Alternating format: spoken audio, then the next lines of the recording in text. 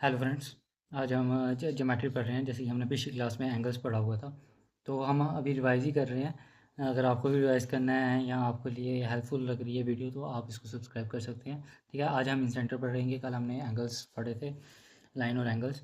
तो इन सेंटर पढ़ने के लिए सबसे पहले हमें ये पता होना चाहिए कि एंगल बाइसेक्टर क्या होता है। एंगल बाइसेक्टर वो होता है, वो लाइन होती है जो एंगल्स को इक्वल ही कट करे। ठीक है, जैसे कि इस वाले ट्रायंगल में एंगल बी को हमने कट किया हुआ है, तो ये इक्वली ही डिवाइड कर रहा है, तो इसको हम क्या बोलते हैं, एंगल बाइसेक्टर। और जब ये तीनों साइड से निकलती है और जिस पॉइंट पे मीट करती है उसको हम क्या बोलते हैं, इन सेंटर बोलते हैं। ठीक है, वहाँ से हम एक सर्कल ड्रा कर सकते हैं। इन सेंटर इसको इसलिए बोला जाता है कि ये इन सेंटर है इस सर्कल का। ठीक है, एक बाहर की तरफ अगर बनेगा, अगर हम इसको एक्सटेंड कर दें और यहाँ पे निकाल दें तो एक बाहर की तरफ बनेगा, तो वो होगा एक्सेंटर। ये चीज़ होगी। अब इसके फॉर्मूलेज में बात करते हैं कि इन सेंटर में कौन कौन से फॉर्मूलेज होते हैं। ठीक है, तो सबसे पहले आ जाता है कि जैसे कि हमारे पास ए आई और आई डी है, इसका फॉर्मूला क्या होगा। ये अगर ये साइड जो है वो बी है, 20 सेंटीमीटर है, ये सी सेंटीमीटर है, ये सी सेंटीमीटर है।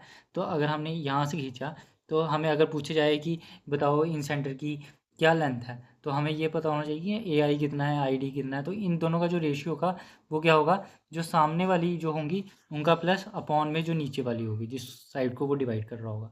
ठीक है, जैसे हमने किया ए आई अपॉन आई डी, तो का जो रेशियो को वो बी प्लस सी, ये वाली बी प्लस सी अपॉन में ए।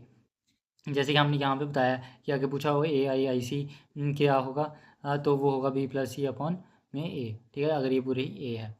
तो ऐसे ही अगर बोला है कि बी आई और आई सी का बताओ, तो आई ई का बताओ, ये आई ई है। ठीक है, तो ये वाले हो गए बी प्लस ए अपॉन में सी। ठीक है, और ऐसे ही सी आई और आई एफ का भी आपने मुझे बताना है कि क्या होगा, वो कमेंट सेक्शन में आप मुझे बता सकते हैं। एक होता है यहाँ पे इन सेंटर, ही हो गए यहाँ पे सर्कल जो ड्रा हुआ उसका इन सेंटर, उसका एंगल पूछ सकता है कि बताओ इन सेंटर का एंगल क्या है। तो आपने याद रखना है 90 plus half of the angle A, 90 plus half of the angle A. ठीक है, और ऐसे ही जैसे मैंने आपको बताया ऊपर की बाहर की तरफ बनेगा, जो यहाँ पे सर्कल बनेगा इस वाले का, उसमें जो एंगल एक्स सेंटर होता है उसका जो होता है 90 minus half of the angle A, 90 minus half of the angle A.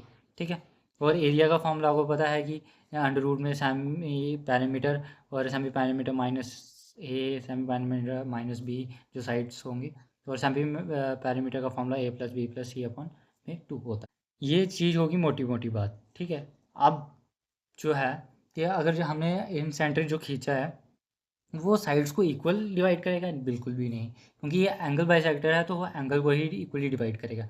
फिर तो साइड को जो डिवाइड कर रहा है, जैसे कि ये पूरी ए साइड है, तो इसको जो डिवाइड कर रहा है ये बी से लेकर यहाँ तक डी तक भी ये जो कर रहा है, तो इसको कैसे डिवाइड कर रहा है, तो वो जो होगा वो जो इन दोनों का जो साइड्स होंगी उनकी रेशियो में डिवाइड करेगा। ठीक है, ये बी टू, अगर ये बी साइड है, ये 20 सेंटीमीटर की साइड है, ये सी सेंटीमीटर की साइड है, तो जो ये एंगल बाइसेक्टर से के थ्रू जो डिवाइड होगी वो बी इस टू सी की रेशियो में डिवाइड होगी। ठीक है, ऐसे तो पूरी ए है, लेकिन जब एंगल बाइसेक्टर डल गया तो ये वाली जो साइड होंगी वो बी इस टू सी की।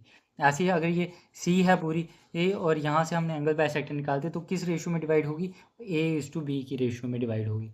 ठीक है, ये वाली ये जो होगा वो सी के आप डिवाइड कर सकते हो रेशियो जैसे निकालते हैं तो वैसे। और ये वाला आपने मुझे कमेंट सेक्शन में बता देना कि किस रेशियो में डिवाइड करें। ठीक है, ऐसे जनरली आपको ये लग रहा होगा कि सिंपल सा है, आपको बस सिंपल ही याद रखना है।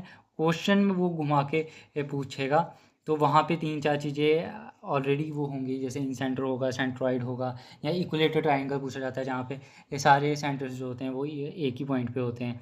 आइसोलेसिस ट्राइंगल में इन सेंटर और उसका पूछ सकता है कि डिफरेंस क्या है, वो आगे हम पढ़ेंगे धीरे धीरे। ठीक है, तो जनरली यही होता है। आपको बस फॉर्मूलेज याद करने हैं और क्वेश्चंस प्रैक्टिस करने हैं, आपसे निकलेंगे। पहले हम थ्योरी पार्ट कंप्लीट करेंगे, तो उसके बाद हम क्वेश्चंस भी एक दो देखेंगे।